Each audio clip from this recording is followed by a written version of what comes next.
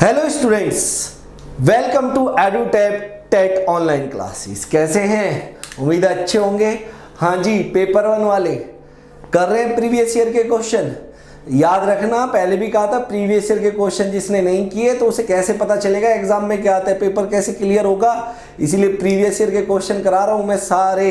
2015 में 2 बार पेपर हुआ, सितंबर और फेब में। सितंबर के मैं सारे क्वेश्चन करा चुका हूं। फेब की एक वीडियो आपको मिल चुकी है, पार्ट 2 है। ये लिखा हुआ है पूरा previous year question 2015 Feb part 2 आपके सामने लिखा हुआ है। यहाँ पे भी 4 से 5 क्वेश्चन डिस्कस करने वाला हूँ। काफी लोगों ने बिल्कुल सही आंसर दिया था। जो मैंने क्वेश्चन पहले छोड़ा था सबने बिल्कुल सही आंसर दिया, वेरी गुड। जो कि मैंने आपको प्लेस वैल्यू का ऑप्शन छोड़ा था, प्लेस वैल्यू का एक क्वेश्चन छोड़ा था, सभी स्टूडेंट्स ने लगभग बिल्कुल सही आंसर दिया। जिसने आंसर दिया उनका बहुत बहुत धन्यवाद, thank you so much.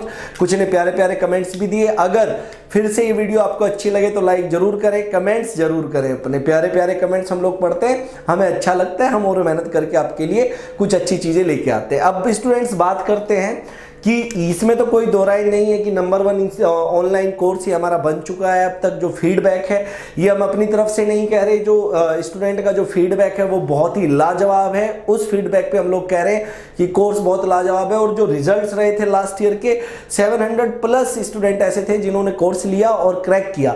Course तो थोड़ा ज्यादा स्टूडेंट्स ने लिया था, लेकिन 700 प्लस स्टूडेंट्स ने क्लियर किया था क्या, सीटेट का पेपर 1 प्लस पेपर 2 2018 की। अगर मैं बात करूं, अगर मैं कोर्सेज के बारे में आपको बताऊं तो स्टूडेंट्स पेपर 1 का फुल वीडियो कोर्स है, पेपर 2 मैथ साइंस का फुल वीडियो कोर्स है, पेपर 2 सोशल स्टडी का फुल वीडियो कोर्स आपको मिल जाएगा।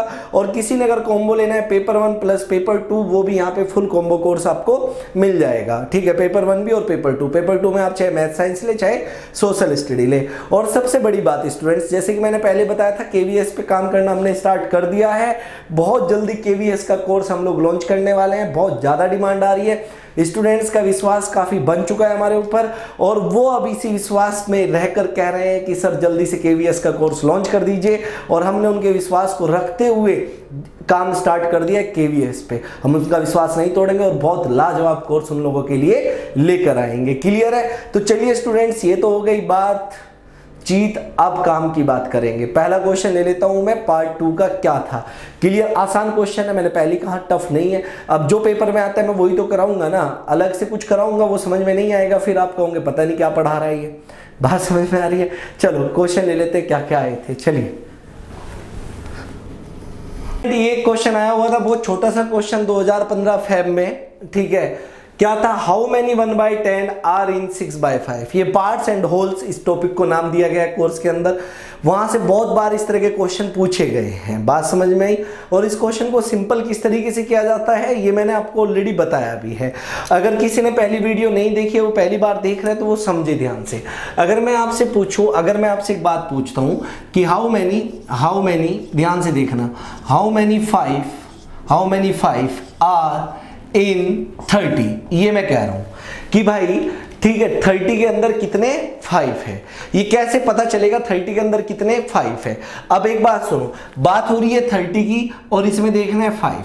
तो स्टूडेंट्स मैं 30 को क्या लिख सकता हूं अगर 5 में लिखना है तो 5 + 5 + 5 + 5 + 5 और +5। बात समझ में आई? 6 टाइम मैंने 5 + 5 + 5 + 5 + 5 कर दिया तो इक्वल्स टू कितना आ जाएगा 30। तो इसका जो क्वेश्चन का कहने का मतलब ये होता है ना, वो इस तरीके से होता है कि भाई कितने 5 है 30 में से, मतलब 5 को कितनी बार ऐड किया जाए जिससे कि क्या मिल जाए 30 मिल जाए। तो कितनी बार ऐड करना पड़ेगा? 6 टाइम ऐड करना पड़ेगा।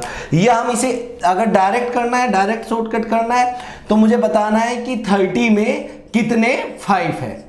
कितने 5 है किसमें? 30 में। इसका मतलब क्या आ जाएगा 6। डिवीजन का मतलब यही होता है स्टूडेंट्स। मतलब अगर आप ध्यान से सुनो, अगर मैं आपके सामने लिख दूं 20/5 तो 20/5 कितना आ जाएगा? 4 आ जाएगा। इसका मतलब ये हुआ कि अगर 5 को मैं 4 बार ऐड करूंगा तो क्या मिल जाएगा मुझे? 20 मिल जाएगा। 5 को कितनी बार ऐड करूंगा? 4 बार, तो मुझे क्या मिल जाएगा? 20। अब यहां पे भी यही पूछ रहा है कि 1/10 को कितनी बार ऐड करें? 1/10 + 1/10 + 1/10, जिससे कि क्या मिल जाए मुझे? 6/5 मिल जाए। ये बात समझ में आई या नहीं आई? तो आप इस क्वेश्चन को सॉल्व कैसे करेंगे? बहुत सिंपल तरीके से सॉल्व करना है स्टूडेंट्स, बिल्कुल भी कॉम्प्लिकेटेड नहीं बनाना है। तो भाई मुझे 6/5 में क्या चाहिए 1/10। बात समझ में आ रही है या नहीं आ रही है? 6/5 में क्या चाहिए 1/10। अब ये जो 10 है ये यहां पे चला जाएगा, ये आपको पता है, और ये यहां पे चला जाएगा। तो स्टूडेंट क्या हो जाएगा 6 into 10 divide by 5, 6 into 10 divide by 5। ये 10 2 टाइम्स कट जाएगा और 6 इंटू 2 कितना आ जाएगा 12। तो आंसर क्या आ जाएगा स्टूडेंट्स 12।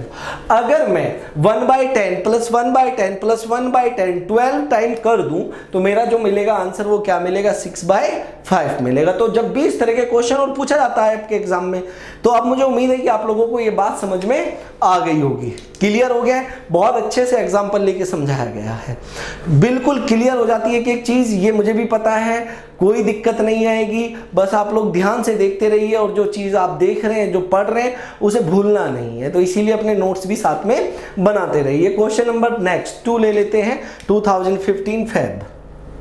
कॉन्सेप्ट ऑफ टाइम से सेकंड क्वेश्चन ये अब ले रहे हैं हम लोग। ये भी 2015 फेब में पूछा गया है। कॉन्सेप्ट ऑफ टाइम में बहुत स्टूडेंट्स को दिक्कत है जो कमेंट करते हैं, लेकिन बहुत आसान है। ठीक है, किस तरीके से आसान है सुनिए। A train leaves a station at 6:14 AM। कुछ कहते हैं हिंदी में पढ़िए, तो हिंदी में पढ़ देता हूं मैं। एक रेलगाड़ी है जो एक स्टेशन को 6:14 पे, सुबह AM लिखा हुआ तो सुबह का टाइम है, छोड़ती है। And reached it's destination after 13 hours 48 minutes। और जहां उसे पहुंचना था वहां पे 13 घंटे 48 मिनट के बाद वो पहुंचती है। The time at the destination is. ये बहुत आसान क्वेश्चन है स्टूडेंट्स, किस तरीके से आसान है सुनिए। देखिए 6:14 AM पे उसने जो है स्टेशन को छोड़ा और पहुंची किस टाइम पे, कितनी देर के बाद 13 hours 48 minutes। तो मुझे ये बताना है कि यहाँ पे उसका टाइम क्या है। अब स्टूडेंट एक बात सुनो, जैसे ही अगर आप 12 आवर्स करते हैं, ऐड करते हैं, तो जो AM है वो PM में चेंज हो जाता है, टाइम वही रहता है। अगर 7 AM में आप 12 आवर्स ऐड करेंगे तो 7 PM हो जाएगा।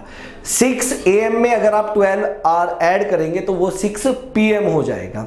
9 PM में अगर आप 12 आवर्स ऐड करेंगे तो वो 9 AM हो जाएगा। नंबर पे कोई फर्क नहीं पड़ता, सिर्फ AM PM पे ध्यान देना है आपको। बात समझ में आई या नहीं आई? तो स्टूडेंट मैं ऐसा करता हूं कि सबसे पहले इसमें 12 आवर्स ऐड कर देता हूं, 12 आवर्स। ये बात समझना ध्यान से, आप हमेशा इसी तरीके से करो। इसमें 12 आवर्स ऐड कर दो तो सिर्फ AM की जगह PM आ जाएगा। तो कितना आ जाएगा 6:14 PM हो जाएगा, 6:14 PM। अब स्टूडेंट एक बात सुनो, अभी हमारे पास था कितना 13 hours 48 minutes। हमने इसमें से 12 आवर्स तो ऐड कर दिए। अब मुझे इसमें और कितना ऐड करना पड़ेगा? अगर इसमें ऐड करने की मैं बात करूं, इस तरीके से करेंगे, बहुत सिंपल आपके आंसर आएंगे। अब इसमें आप कितना ऐड करेंगे? इसमें आप ऐड करेंगे प्लस 1 hour 48 minutes। क्या ऐड करेंगे? 1 hour 48 minutes। अब ये तो आपको पता है कि आर में आर ऐड होता है और मिनट में मिनट ऐड होता है, इतना तो आपको पता है। अब आप सुनो, अगर मैं 1 hour ऐड कर दूं किस में? 6 में। 6 में जैसे ही 1 hour ऐड किया तो कितना हो गया 7 PM। बात समझ में आ रही है या नहीं आ रही है? इतनी भाई 6, मैं सिंपल मान लेता हूँ 6 बजे हुए और 1 घंटा और आगे चला जाएगा तो 7 बज जाएंगे शाम के, PM लिखा है। अब इस 14 मिनट में यहाँ पे तो ये 48 मिनट ऐड होगा। तो आपको पता है 14 प्लस 48 अगर हम ऐड कर देंगे तो कितना आ जाएगा 62 आ जाएगा या नहीं? लेकिन 62 मिनट, अब 62 मिनट का मतलब हम कह सकते हैं 1 hour 2 minutes, कह सकते हैं या नहीं कह सकते हैं? भाई 60 मिनट में 1 hour होता है तो 62 मिनट को हम लोग क्या कहेंगे 1 hour 2 minutes। तो मतलब अभी आगे बात 1 hour 2 minutes और पहुंचनी है। अभी कहां बात पहुंची थी 7 PM पे, इसमें फिर से 1 hour ऐड किया तो कितना टाइम हो गया 8 PM। कितना टाइम हो गया भैया 8 PM। बात समझ में आ रही है नहीं आ रही है? लेकिन 2 मिनट और भी है, तो इसका मतलब अगर 8 के बाद 2 और मिनट हो जाए तो आप क्या कहेंगे? क्या कहेंगे? बात समझ में आ रही है आपको? 8:02 PM, 8:02। तो कौन सा ऑप्शन हो जाएगा? फर्स्ट ऑप्शन बिल्कुल सही आंसर है। तो ये स्टूडेंट्स वो चीजें हैं जो आपकी डेली लाइफ में यूज होती है। ऐसा नहीं पूछता कि बहुत अलग से क्वेश्चन पूछ ले, ये डेली लाइफ में यूज होने वाली बात है। आप घड़ी डेली देखते हैं, टाइम डेली देखते हैं, तो ये आसान क्वेश्चन हो जाते हैं। ध्यान से देखिए, फिर आगे चलते हैं नेक्स्ट क्वेश्चन की तरफ। देख लीजिए एक बार क्वेश्चन स्टूडेंट्स। इस तरह के भी कई बार क्वेश्चन आए, ऑलरेडी कई बार करा भी चुका हूं, लेकिन मैं कोई भी क्वेश्चन नहीं छोड़ना चाहता, भले ही वो रिपीट हो रहा है इसी से तो पता चलेगा कि प्रीवियस ईयर के क्वेश्चन करें तो रिपीट ही होते रहते हैं बार बार। यही स्ट्रॉन्ग कर लीजिए, आपका पेपर क्लियर हो जाएगा। Sum of multiples of 7 between 21 and 49, ये एक ब्रैकेट के अंदर दिया हुआ है। उसने कहा है कि भाई 7 के जो मल्टीपल है किस किस के बीच में, 21 और 49 के बीच में, तो जितने भी मल्टीपल है उन्हें ऐड करो, सम लिखा गया है और यहाँ पे डिवाइड का निशान है और भाग दे दो biggest common factor of 25 and 30। किससे भाग देना है? जो 25 और 30 का सबसे बड़ा क्या होगा? फैक्टर होगा। फैक्टर आप जानते हैं क्या होता है। अब स्टूडेंट सबसे पहली बात तो मैं देखता हूं कि 7 के मल्टीपल किस किस के बीच में, 21 और किसके बीच में, 49 के बीच में, जबकि 21 और 49 नहीं होना चाहिए। यहां पे यही गलती होती है जब कभी इस तरह का क्वेश्चन आता है। तो गलती क्या होती है? उसने कहा है sum of multiple of 7 between 21 and 49, जबकि 21 और 49 इंक्लूड नहीं करना है, उनके बीच में बताना है। ये चीज याद रखना, इस तरह का क्वेश्चन कंफ्यूज कर देता है आपको और आंसर गलत आ जाता है। ठीक है, अगर आप 21 और 49 को इंक्लूड करेंगे, जो आंसर आएगा हो सकता है वो ऑप्शन में हो और उसे आप सही भी कर दे, लेकिन वो गलत है क्योंकि ना तो 21 लेना ना 49, इनके बीच में लेना है। अब 7 का टेबल याद करो। 7 का टेबल याद है, 7 फिर कितना आएगा 14 फिर 21, नहीं लेना। उससे आगे मल्टीपल क्या आता है 28, इससे आगे मल्टीपल क्या आएगा 35, फिर क्या आएगा 42, फिर क्या आएगा 49, लेकिन 49 नहीं लेना। अब ये जितने भी मल्टीपल आ गए आपने इन्हें क्या कर देना है? ऐड कर देना है। आप इन तीनों को ऐड करेंगे तो कितना आ जाएगा आपका 105। कितना आ जाएगा 105। तो ये जो सॉल्व किया मैंने यहां से यहां तक, इसकी वैल्यू तो आ गई 105। अब 105 को डिवाइड करना है किससे? HCF, highest common factor. भाई यही तो कह रहा है, ये बिगेस्ट कॉमन फैक्टर मतलब हाईएस्ट कॉमन फैक्टर किसका? 25 और 30 का। सिंपल बताया हुआ है कि इनका डिफरेंस ले लो। अब डिफरेंस क्या हुआ इनका 5। अब देखो 5 25 को भी डिवाइड करता है 30 को भी, मतलब यही हाईएस्ट कॉमन फैक्टर है। तो क्या करना है स्टूडेंट्स? सिंपल एक ही बात करनी थी कि जो 105 आया उसे डिवाइड कर देना था किससे? 5 से। तो कितना आ जाना था 21। तो 21 बिल्कुल सही आंसर है, तो 21 ही आंसर आएगा। 49 और 21 को इंक्लूड मत करना। इस तरह की गलतियां होती रहती है जल्दबाजी में, लेकिन जल्दबाजी नहीं करनी है, तसल्ली के साथ क्वेश्चन को पढ़ना है और तभी सॉल्व करना है। उम्मीद है क्लियर है, समझ में आ रही है बात? समझ में आ रही है? लाइक जरूर कर देना, कमेंट भी जरूर करना। ठीक है, चलिए आगे चलते हैं। नेक्स्ट क्वेश्चन कुछ सीरीज टाइप का क्वेश्चन है और क्या पूछा गया? What is the value of this one? Plus minus plus minus plus minus. अब स्टूडेंट्स इस तरह का क्वेश्चन आते ही दिमाग दो तरीके से चलता है। कुछ लोग इसमें एपी सीरीज लगाने लगते हैं, अर्थमेटिक प्रोग्रेशन या समानांतर श्रेणी जिसे हिंदी में बोलते हैं, लेकिन क्या उसकी जरूरत है? ये क्वेश्चन सोल्व करने के लिए आपको मुश्किल से 5 सेकंड लगेगी, मुश्किल से। देखते ही आंसर कैसे आएगा, सुनो।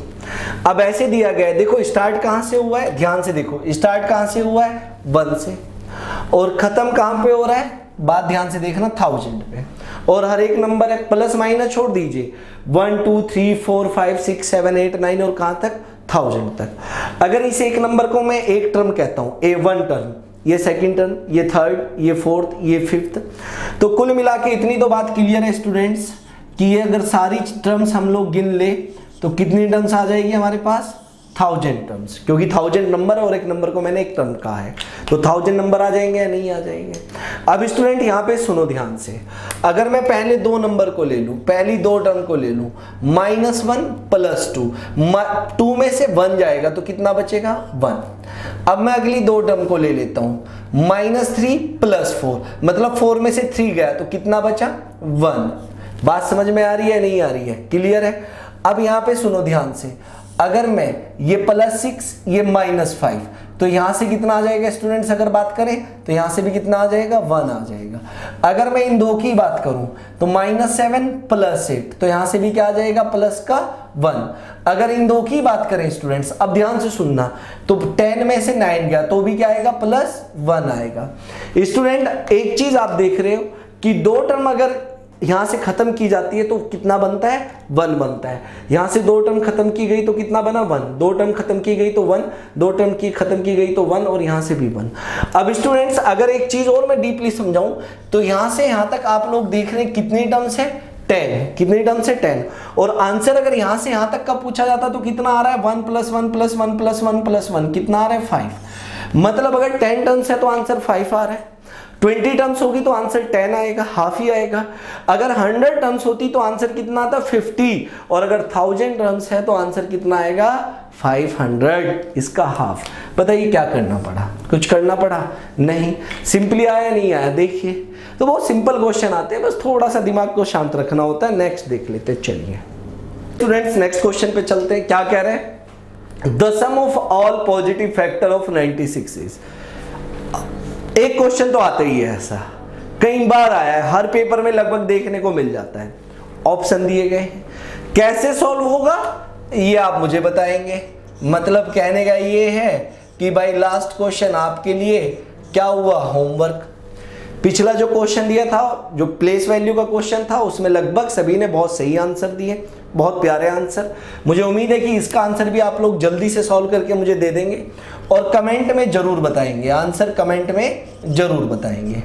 अब स्टूडेंट जो ये सीरीज में चला रहा हूँ, जो आपको काफ़ी पसंद भी आ रही है, तो अगर ये भी पसंद आया लेक्चर उस सीरीज का तो आप लाइक जरूर करें और कमेंट भी जरूर करें कि कितना पसंद आपको आया, हमें जरूर बताएं, ठीक है। और जिसने अभी तक चैनल को सब्सक्राइब नहीं किया है तो भाई वो चैनल को सब्सक्राइब कर दें, बहुत अच्छी अच्छी वीडियो मिलने वाली है, और बेल आइकन को जरूर प्रेस करते हैं। क्लियर है। कोर्स के बारे में मैं ऑलरेडी आपको बता चुका हूँ, फीडबैक बहुत अच्छा है, आप लोगों का प्यार है जो हमें मिल रहा है लगातार, रिजल्ट भी अच्छा ही आएगा। Thank you so much students, मेहनत करते रहिए, पढ़ते रहिए, बहुत बहुत धन्यवाद।